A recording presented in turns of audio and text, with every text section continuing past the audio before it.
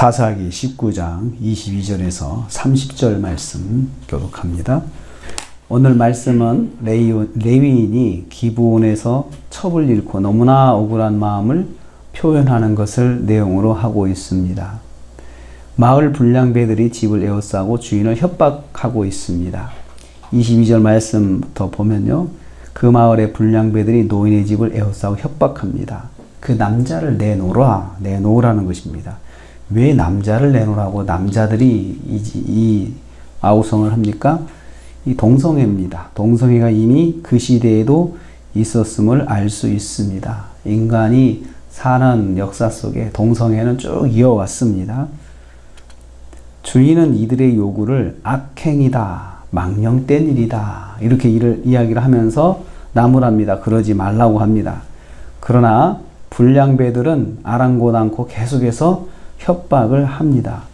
집주인이 나그네를 보호하고자 첩을 강제로 내놓습니다. 이 레위인도 자신이 살고자 첩을 희생하는 거죠. 자기가 살고자 그렇게 공들여 데려오던 첩을 쉽게 희생을 하는 것이에요. 이해가 안 되죠.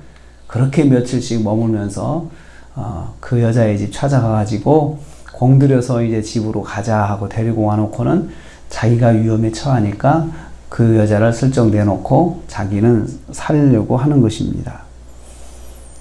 레위인의 책임의식이 어느 정도인가 이거 볼 수 있습니다. 생명에 대한 책임의식. 사사시대는 영적 지도자가 생명에 대한 책임의식이 약한 시대입니다. 그래서 자기가 더 먼저 중요한 것이죠. 그래서 첩이 죽어서 돌아왔습니다. 밤새 성폭행을 당하고 집 앞에 와서 죽었습니다. 이를 발견한 레위인이 시체를 싣고 일단 집으로 돌아가서 그 사체를 칼로 쪼개서 12덩이로 나눠가지고 12지파, 이스라엘 12지파에 택배로 보냅니다. 다 보내고 지파장들에게 보내가지고 이제 하나씩 보내게 되죠. 레위인은 자신이 이러한 억울한 일을 당했다고 이스라엘 전역에 광고를 한 것입니다. 내가 이런 일을 당했습니다. 그러면서 이것을 자기 혼자 사귀지 않고 자기 문제로 끝나지 않고 이스라엘 전역에 광고해서 그 12지파에 흩어지는 레위인들에게 이제 보냈겠죠. 레위인들이 받고 이것을 이제 떠벌려서 이제 일이 커지는 것입니다. 나의 억울함을 풀어달라고 그 호소를 이스라엘 전체에게 지금 하고 있는 것입니다. 레위인은 자신의 삶에 대해서 하나도 부끄러움을 느끼지 않고 있습니다. 자기의 억울함을 표현하는 것이 더 중요한 것입니다. 왜 이렇게 생각을 할까요? 만약에 나만 그런 문제가 있다면 부끄러워서 말을 못할 것입니다. 그런데 그냥 일반적으로 다 그런 거예요.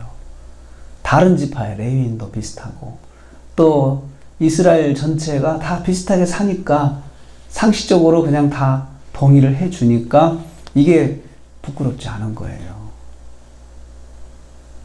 사사시대는 영적 지도자가 본분보다는 자기 감정을 더 중요하게 여기는 시대입니다.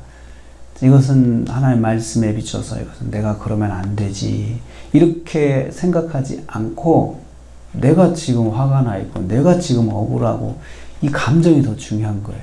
이 감정. 요즘에 감성의 시대라고 하죠.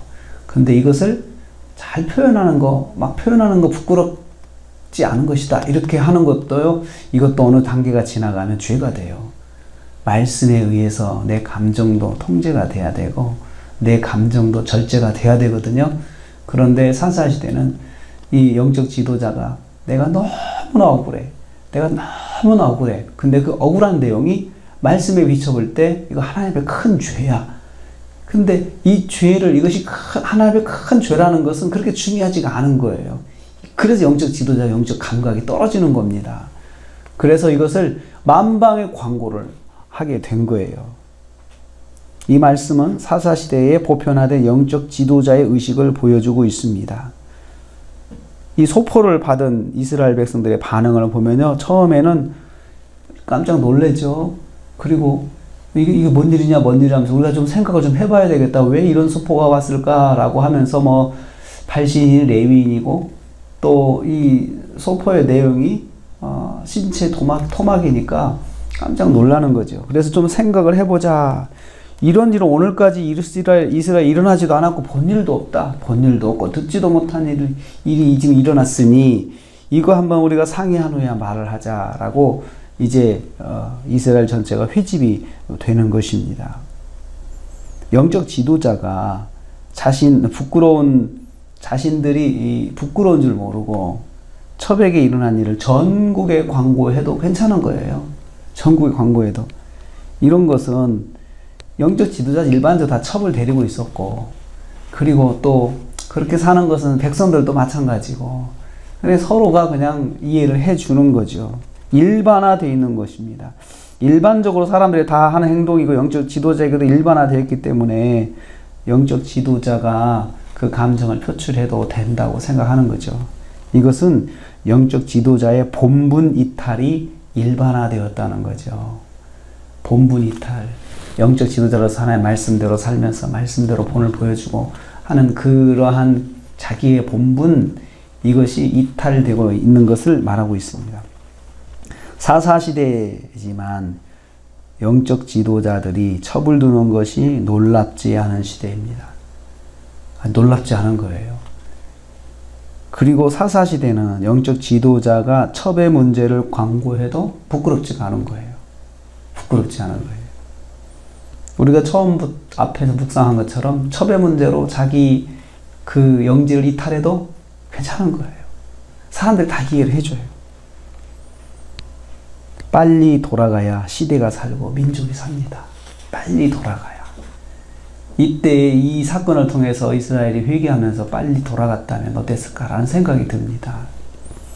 오늘 우리는 이 말씀을 통해서 첫째는 영적 지도자의 본분 이탈의 문제가 시대를 어둡게 한다는 것을 볼 수가 있습니다. 그래서 영적 지도자들이 본분을 지켜나갈 수 있도록 먼저 말씀으로 이 어두운 시대에 본을 보이면서 살 수 있도록 기도해야 합니다. 그리고 우리 성도들도 이 세상 속에서 영적 지도자인데 우리가 말씀의 본분을 지켜나가는 빛이 되고 모델이 되어야 됩니다. 그럴 때 시대가 빛으로 돌아올 수가 있습니다. 빨리 돌아가야 시대가 살고 민족이 삽니다. 그래서 오늘 하루 우리가 살면서 그 사람들의 상식, 사람들의 유행보다도 하나님 말씀이 어떠냐 이렇게 질문해서 말씀대로 생각하고 말씀대로 내가 우선적으로 결정해서 오늘 하루도 하나님께 영광을 돌리는 하루가 되시기를 주님의 이름으로 축복합니다. 하나님 감사합니다.